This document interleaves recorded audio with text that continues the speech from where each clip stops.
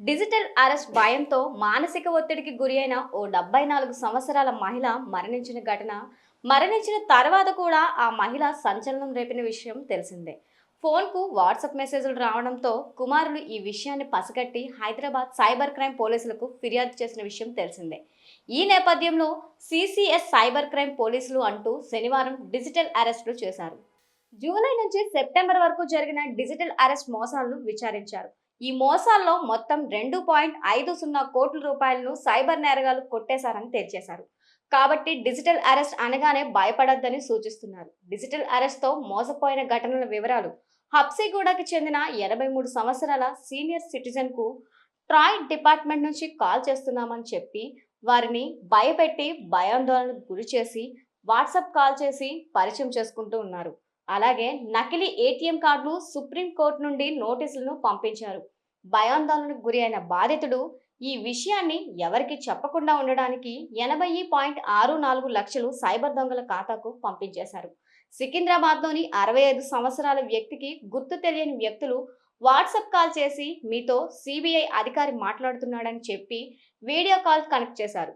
ఆ తర్వాత పలు కేసుల్లో మీకు సంబంధం ఉందని మొత్తం 1.38 కోట్లు దోచేశారు. ఈ విషయాన్ని బాధితుడు ఎవరికి చెప్పకుండా ఆ నగదును బదిలీ చేసేశాడు. బాధితుడికి నకిలీ సిబిఐ, సుప్రీంకోర్టు పత్రాలంటూ పంపించారు. 1.75 లక్షలను డిమాండ్ చేశారు. మధురానగర్కు చెందిన 74 సంవత్సరాల మహిళకు గుర్తు తెలియని వ్యక్తులు వాట్సాప్ కాల్ చేసి మీ ఆధార్ కార్డ్ మానవ అక్రమ రవాణా కేసులో లింక్ అయిందని, ఈ కేసులో అరెస్ట్ తప్పదంటూ కలవరం రేపారు. దీంతో మహిళ 6.06 లక్షలు సైబర్ నేరగాళ్ల ఖాతాకు బదిలీ చేశారు. వారి మాటలకు పంపిన నకిలీ సుప్రీంకోర్టు లా ఎన్ఫోర్స్మెంట్ పత్రాలకు తీవ్ర మానసిక ఒత్తిడికి గురి అయింది.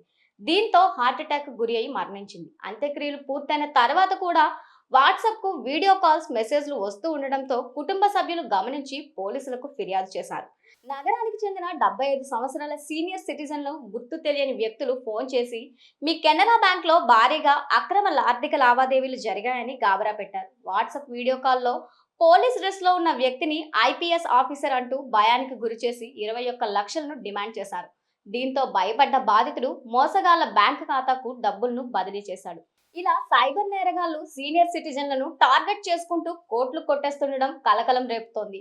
దీంతో సైబర్ క్రైమ్ పోలీసులు అవగాహన నేపథ్యంలో డిజిటల్ అరెస్ట్ ను నమ్మొద్దని, అసలు డిజిటల్ అరెస్ట్ అనేది ఎక్కడా ఉండదని స్పష్టం చేస్తున్నారు.